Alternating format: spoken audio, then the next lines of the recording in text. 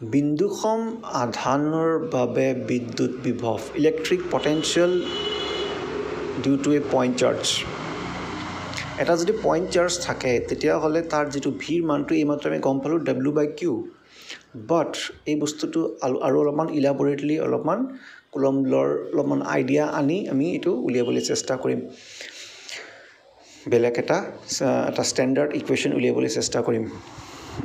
চ' ধৰা হ'ল O বিন্দুত থকা +Q আধানৰ পৰা R দূৰত P বিন্দু আছে তাৰ মানে এই O বিন্দু যিটো কোৱা হৈছে ইয়াত এটা চাৰ্জ আছে +Q এবাৰ স্মল q দিছোঁ একো প্ৰব্লেম নহয় তো ইয়াৰ পৰা P বিন্দুত ধৰি ল'লোঁ যে এই দুটাৰ মাজত দূৰত্ব R এতিয়া এটা আধান Q0 ওকে Q0 প্ৰথমতে ক'ত আছিলে প্ৰথমতে আছিলে সি অসীম দূৰত্বত ইনফিনিটিত আছিলে এই +Q0ক আমি ইনফিনিটিৰ পৰা আনি ৰাখিব লাগে পইণ্ট Pত আকৌ কৈ আছোঁ পইণ্ট Oত এটা চাৰ্জ অলৰেডি আছে +Q ই লৰ্চৰ নহয় এটা চাৰ্জ আছে Q0 ই লৰ্চৰ হ'ব পাৰিব সি আৰম্ভণিতে আছিলে ইনফিনিটিত ইয়াক আমি আনি ৰাখিব লাগে ক'ত পইণ্ট Pত পইণ্ট P আকৌ এই আগৰ আধানটোৰ পৰা R দূৰত্বত আছে ওকে এতিয়া আমি সিস্টেমেটিক্যালি যাম বস্তুবিলাক বিন্দুসম আধানৰ বাবে বিদ্যুৎ বিভৱ বা electric potential due to a point charge ধৰা হ'ল O বিন্দুত থকা +Q আধানৰ পৰা R দূৰত P বিন্দু এটা অৱস্থিত হৈ আছে এটা আধান Q0 যেটো আমি ইনফিনিটিৰ পৰা আনিম আৰু Pত ৰাখিম কেনেকুৱা ঠাইত +Qৰ বিদ্যুৎ ক্ষেত্ৰৰ বিপৰীতে বা +Qয়ে যেটো +Q0ক বিকৰ্ষণ কৰিব সেই বিকৰ্ষণ বলৰ বিপৰীতে আনিবলৈ চেষ্টা কৰিম তাৰমানে আমি কাৰ্য ইয়াতে সম্পাদন হ'ব এতিয়া যদি এইত থাকোতে Q0ৰ দূৰত্ব Qৰ পৰা x আছিল তেন্তে ইয়াৰ ওপৰত ক্ৰিয়া কৰা বিদ্যুৎ বল হৈছিল F = ইমান তাৰ মানে আমি ইনফিনিটিৰ পৰা বস্তুটো যে আনি গৈ থাকিম +Q0ক আনি থাকোতে কি হ'ব ক্ৰমে ইহঁতৰ মাজত +Q0 আৰু Qৰ মাজত দূৰত্বটো কমি গৈ থাকিব যিকোনো এটা নিৰ্দিষ্ট মুহূৰ্তত Q0 যেতিয়া A লৈ পাইছিলে যেতিয়া A বিন্দুত পাইছিলে তেতিয়া ধৰি ল'লোঁ যে তেতিয়া ওৰ পৰা বা Qৰ পৰা ইয়াৰ দূৰত্ব আছিল x তো সেই নিৰ্দিষ্ট মুহূৰ্তত দূৰত্ব যেটো x আছিলে কুলম্বৰ সূত্ৰ মতে এই দুটাৰ মাজত বিকৰ্ষণ বলৰ মানটো কিমান হ'ব F = 1/4πε0 Q1 Q2/r² হ'ব লাগে সো Q0/x² এইটো 1 নম্বৰ ইকুৱেশ্যন বুলি দি থৈছোঁ এতিয়া যদি A ৰ পৰা B লৈ আনিবলগীয়া হয় আৰু এই দুটাৰ মাজত যদি ডিসটেন্স dx হয় তাৰ মানে A আৰু B একেবাৰে ওচৰতে থকা দুটা বিন্দু আৰু এই দুটা বিন্দুৰ মাজত যদি দূৰত্ব একেবাৰে সৰু হয় তাৰ মানে dx tends to 0 ইমানে সৰু যে dx ৰ মানটো আমি কোনো যন্ত্ৰৰে জুখিব নোৱাৰিম বহুতেই সৰু তেনে সৰু এটা দূৰত্ব লৈ যাবৰ কাৰণে কিমানখিনি কাৰ্য সম্পাদন কৰিব লাগিব এইটো বহুত একদম ক্ষুদ্ৰতম কাৰ্য সম্পাদন কৰিব লাগিব অতি সৰু দূৰত্ব dx অতিক্ৰম কৰোতে ক্ষুদ্ৰ কাৰ্য হ'ব small amount of work done dw হ'ব f.dx এটা f.dx আছে ইয়াক আমি ডট প্ৰডাক্টটো ব্ৰেক কৰিলে কি হ'ব f(dx cos θ f(dx cos θ কিন্তু ইয়াতে কি লিখা হৈছে থিটাৰ মানটো 180 ডিগ্ৰী কি কাৰণে 180 ডিগ্ৰী হৈছে এইটো ডায়াগ্ৰামত চাব লাগিব আমি +Q0ক এইটো +Q0 ইয়াক আমি আনি আছো এইফালে বাওফালে তাৰমানে dx ৰ যেটো ডাইৰেকশন ইয়া বাওফালে হ'ল কিন্তু যেটো মেইন চাৰ্জ যেটো এইটো মেইন চাৰ্জটো +Q হিউ পজিটিভ আৰু যেটো আমি চাৰ্জ আনি আছো হিউ পজিটিভ দুটাৰ মাজত বিকৰ্ষণ বল হ'ব যেটো মেইন চাৰ্জটো ইয়াৰ লৰ্চৰ নহয় +Q0কে বলটো সোফালেহে ইয়াৰ দিশটো থাকিব তাৰমানে বিকৰ্ষণ হোৱাৰ কাৰণে এই ফোৰ্স যেটো আছে এইটো সোফালে থাকিব তাৰমানে কি ক'ব পাৰি যে ৰিপালসিভ ফোৰ্স তো থাকিব সোফালে আৰু dx তো থাকিব বাওফালে সোঁফালে বাওঁফালে থকাৰ কাৰণে ইহঁতৰ দিশটো বিপৰীত হোৱাৰ কাৰণে angle between them is 180 degree চ' সেইকাৰণে থিটাৰ ভেলুটো কি হৈছে এফ আৰু ডি এক্সৰ মাজত থিটাৰ ভেলুটো 180 ডিগ্ৰী কছ 180 ডিগ্ৰী ভেলুটো হয় -1 কি ৰৈ গ'ল -f dx এফৰ ভেলুটো আমি কি জানিছিলোঁ এইটো তো এটা বহাই দিয়া হ'ল -1/4πε0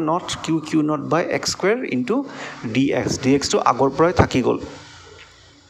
এতিয়া যেটো q নট আধানক অসীমৰ পৰা p বিন্দুত আনোতে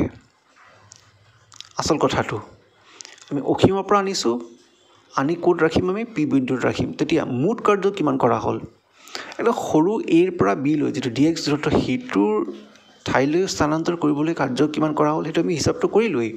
dw কৰিলো এটা মুঠ কাৰ্য কিমান হ'ব একেবাৰে ইনফিনিটিৰ পৰা পইণ্ট p ৰাখিবৰ কাৰণে হেতু হ'ব কেপিটেল W আমি কেনেকৈ লিখিব পাৰিম ইন্টিগ্ৰেশন অফ dw তাৰ মানে কি বুজাইছে যে যিমান সৰু সৰু কাৰ্য কৰা হ'ল অলপ স্থানান্তৰ কৰিবৰ কাৰণে সেইবিলাকৰ যোগফল এই কথাটো মই আকৌ এইখিনি বস্তু ক্লাছ 11 তো অলপ আইডিয়া আছিলে কাৰ্য কেনেকৈ মুঠ কাৰ্য কেনেকৈ ওলাব লাগে তথাপিও মই এই কথাটো আকৌ ৰিপিট কৰিবলৈ চেষ্টা কৰিম সুবিধাৰ কাৰণে আদাৰৱাইজ অলপমান কথাবিলাক কোনোবা পাহৰি যাব পাৰা ওকে সো এই ইনফিনিটিৰ পৰা বস্তুটো শেষত গৈ আনি ৰাখিব লাগে কোড পি বিন্দুত কিন্তু আমি কি কৰিম আমি লাহে লাহে যেটো আনিম a ৰ পৰা b লৈ যাওঁতে কিমান কাৰ্য কৰা হ'ল হেতু আমি dw বুলি পালো এটা যেনেকৈ a ৰ পৰা b লৈ dx যাওঁতে কাৰ্য dw কৰা হ'ল b ৰ পৰা আৰু অলপমান দূৰত্ব যাব কাৰণেও dx দূৰত্ব যাব কাৰণেও কাৰ্য dw কৰিব লাগিব সো আগতে যেটো dw আছিলে ab এটা নেক্সট dx যাব কাৰণে dw ভ্যালুটো বেলেগ হ'ব বাঢ়ি যাব কাৰণ কিয় দূৰত্বটো কমি গ'ল মানে কি ফোৰ্সটো বাঢ়ি গ'ল যিমান ওচৰলৈ গৈ থাকিম যিমান dx ওচৰলৈ চাপি গৈ থাকিব ওয়াৰ্ক ডানটো বাঢ়ি গৈ থাকিব সমান দূৰত্বৰ কাৰণে সমান dx ৰ কাৰণে ওয়াৰ্কটো বাঢ়ি গৈ থাকিব তাৰমানে যিমান আমি ইনফিনিটিৰ পৰা p ফালে চাপিম গৈ সকলো dw ৰ ভ্যালুটো অলপকৈ বাঢ়ি গৈ থাকিব তাৰমানে ইয়াতে ফোৰ্সটো কি হ'ল ফোৰ্সটো কনস্ট্যান্ট নহয় এটা পৰিৱৰ্তনশীল বল সেইকাৰণে সকলো স্মল dw বিলাকক আমি কি কৰিম ইন্টিগ্ৰেট কৰিম ক্লাস 11ত পৰিৱৰ্তনশীল বল কিমান আছিল w = ইন্টিগ্ৰেশন অফ f dx আমি সেই কামটোই কৰিবলৈ চেষ্টা কৰি আছো এতিয়া আমাৰ যেহেতু অলৰেডি আমি dw ভ্যালুটো মাইনাসত পাইছো সো মাইনাসটো বাহিৰ ওলাই লৈছো এতিয়া dx টো কোৰ পৰা কলৈ গৈছে মানে যেটো দূৰত্ব অতিক্ৰম কৰি আছে এটো কোৰ পৰা কলৈ গৈছে আগতে বিন্দু পইণ্ট প্লাস q নটটো আছিল ইনফিনিটিত শেষত গৈ তাক কোট ৰব লাগিব p বিন্দুত গৈ ৰব লাগিব এটো p বিন্দু q ৰ পৰা কিমান দূৰত আছে r দূৰত আছে হেকাৰণে লোৱাৰ লিমিটটো ৰাখিছো আমি ইনফিনিটি আৰু আপাৰ লিমিটটো ৰাখিছো r এতিয়া f টো যেহেতু 1/4πε0 q naught by x square আছে এটো dx আছে ইয়াক আমি কনস্ট্যান্ট বোৰ বাহিৰলৈ ওলাই দিম কনস্ট্যান্ট কি হ'ব পাৰে 1/4πε0 কনস্ট্যান্ট হয় q নটও কনস্ট্যান্ট হয় x কনস্ট্যান্ট হ'ব নোৱাৰে কাৰণ x ৰ লগত এটা ইন্ডিপেন্ডেন্ট ভেৰিয়েবল dx আছে তো সেই কাৰণে ৰৈ যাব 1/x স্কয়াৰ dx এতিয়া এই 1/x স্কয়াৰ dx ৰ ইন্টিগ্ৰেশনটো ইয়াতে দেখুৱা হৈছে integration 1/x square dx মানে integration of 1/x square মানে x power of -2 আৰু ইয়াক আমি ব্ৰেক কৰিলে x power of -2 + 1 by -2 + 1 তাৰ মানে -1/x এইটো এটা লিমিটস বোৰ বহাম কিন্তু তাৰ আগতে এই মাইনাস যেটো আছে এই বাহিৰৰ মাইনাসৰ লগত এডজাস্ট কৰিলে এইটো প্লাস হৈ যাব তো 1/4πε0 q not 1/x infinity to r limit আছে এতিয়া 1/4πε0 q নট 1/r - 1/infinity তাৰ মানে প্ৰথমতে আপাৰ লিমিটটো বহালো মাইনাস লোৱাৰ লিমিটটো বহালো যেটো নিয়ম হয় ক্যালকুলাসৰ 1/infinity মানে হ'ল 0 সো হেকত কি থাকিলে w = 1/4πε0 q naught by r so এটো হল মুঠ কাৰ্য সম্পাদন কোৰ পৰা একেবাৰে অসীম দূৰত্বৰ পৰা p বিন্দুলৈ প্লাস q নট আধানটোক স্থানান্তৰ কৰিবলৈ কিহত এগেইনষ্ট দ্য ইলেক্ট্ৰোষ্টেটিক ৰিপালশন এতিয়া বিদ্যুৎ বিভৱ তাৰ মানে প্ৰতি একক আধানক স্থানান্তৰ কৰাত হোৱা কাৰ্য হেতু আমি সংজ্ঞাৰ পৰা পাইছো from da definition of electric potential v = w/q not তো w টো পালো ইমান এটো ইয়াতে বহালোঁ ডিভাইড বাই কি ডিভাইড বাই কিউ নট শেষত আমাৰ কিউ নট কেঞ্চেল হ'ব ওপৰে তলে ভি হ'ব 1/4 পাই এপচিলন নট কিউ বাই আৰ তো এইটো ইকুৱেশ্যনত গৈ আমি শেষত গৈ কনক্লুড কৰিব পাৰিছোঁ তাৰমানে কি বুজাব যিকোনো এটা যদি আধান থাকে কিউ তাৰ পৰা যদি আৰ দূৰত্বত যিকোনো এটা বিন্দু থাকে পি